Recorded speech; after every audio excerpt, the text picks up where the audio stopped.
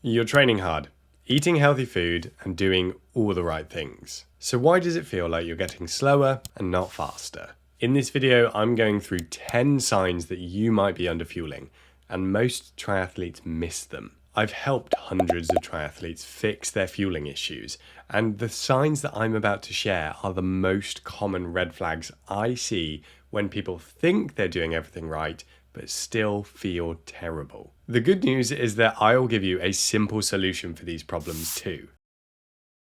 It's normal to feel a bit tired after big weeks, but if your legs feel dead even after your recovery days or a lighter week, your body might be struggling to repair the muscle damage from your training load. Both carbs and protein are crucial for this, and if they're low, your recovery suffers. If this sounds familiar, start by increasing your carb intake before and after key sessions.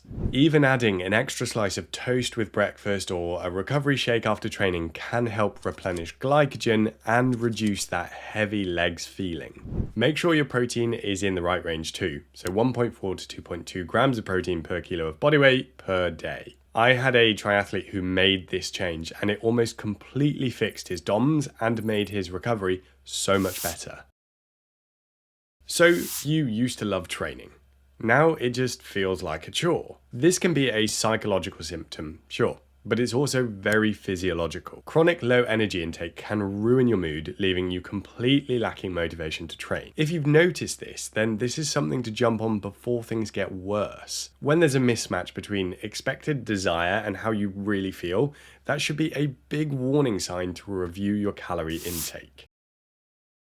We're getting to the point in triathlon where both pros and amateurs are getting more open about things like periods or erections. Oh my god, did he just say erection? If you're noticing changes in your sex drive or your menstrual cycle, don't ignore them. For women, missing periods or changes in your menstrual cycle are big warning signs. For men, the absence of morning erections or a reduced interest in sex can indicate a chronic low energy state. Poor little guy. These are major red flags for what we call low energy availability, which is exactly as it sounds. Your body doesn't have enough energy, so it starts shutting off little bits which it thinks isn't essential. Yes, I'm saying your dick isn't essential. So if you notice this, do something about it. Your body is a very, very clever thing, and your heart rate is intrinsically linked to this whole cleverness, so pay attention to it. Sometimes your heart rate might be too high for what you're doing. Sometimes it's unusually low.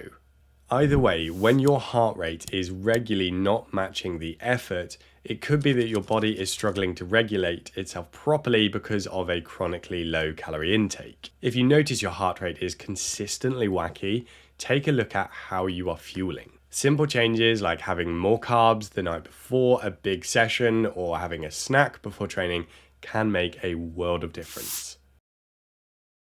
Within triathlon, we have this obsession with weight. Lighter equals leaner equals better. But this isn't necessarily the case, and weight isn't always a good predictor of being in a calorie deficit. But if you're losing weight without trying, then you're very likely underfueling. Because by virtue of losing weight, you're almost certainly in a calorie deficit, and if weight loss isn't your goal, then don't just shrug it off. Ooh, yeah, my watts per kilo is getting better. You'll get much more out of yourself with better performance by fueling well, rather than unintentional weight loss. If this is a topic that you've been struggling with, then you might want to check out the TriFuel Academy, which is my nutrition course for triathletes. There's a full section on weight management, Red S, and how to safely improve body composition. Plus, there are lessons on fueling around training, hydration, sweat testing, heat acclimation, and loads more. Up until now, the TriFuel Academy's only been available to Hub members, who have given it fantastic feedback. But you can now grab it too. And if you're watching this video at release, you've got until Monday, September the 1st to get the launch price of $49. And after that, it's going to jump up in price. It's covered by a 30-day money-back guarantee, because if it's not useful for you, then I don't want your money. But if it is, I do. Link is in the comments and description of this video.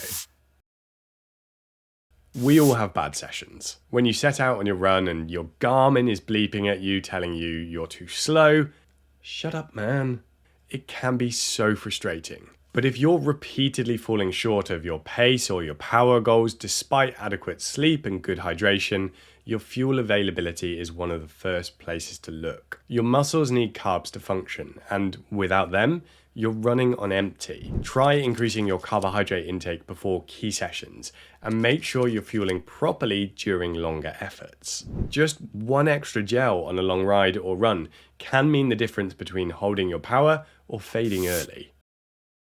Underfueling affects your brain as much as your body. If small things feel like big deals or you're losing your temper more often, take this as a warning sign. Rather than grumbling to yourself about your partner, I only want one more pair of shoes, consider whether it might actually be you that's the problem. Obviously, another pair of shoes is fine. But mood disturbances are a common finding in those with energy deficient states, and knowing what your baseline is and when you deviate from that could save you a whole lot of issues later down the line.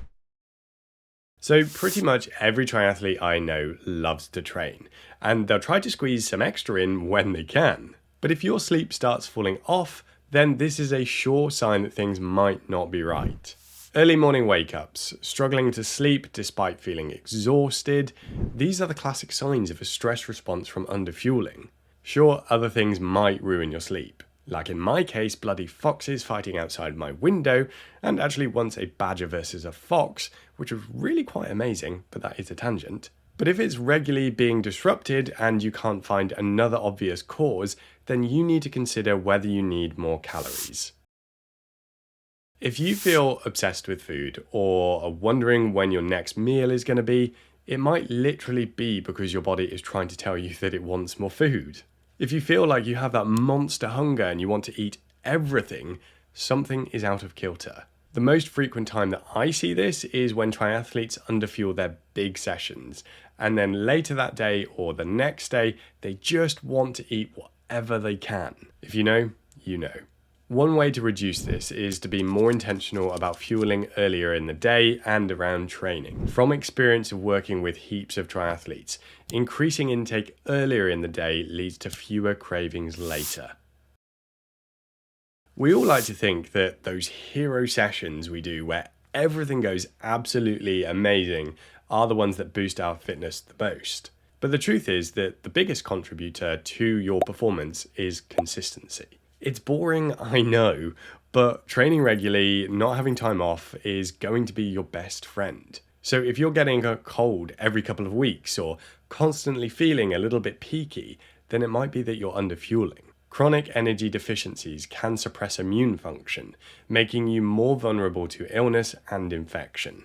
Combine this with hard training and it becomes a cycle that is hard to break. This is one of the easiest signs to overlook, but one of the most important to fix. Now, the mad thing about all of these things that I've gone through is that there's an easy way to solve them.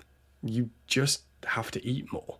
If your issues are due to underfueling, then even adding 200 to 300 calories per day might be enough to get you back to where you need to be. I'll add a disclaimer that I recommend checking in with a registered professional, whether it's someone like me, a registered sports dietitian, or your family doctor.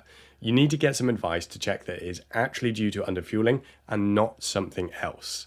A final diagnosis of RED-S, or essentially underfueling, should be a diagnosis of exclusion, as in you've ruled out other things first. But try some extra calories and see what it does. You won't suddenly put on weight, and in most cases, you'll start to feel and perform far better within days or weeks. Another thing that I've noticed that triathletes don't do particularly well with is their hydration. But by improving that, you can actually improve your performance and your recovery. And you should watch this video here to learn how to do this.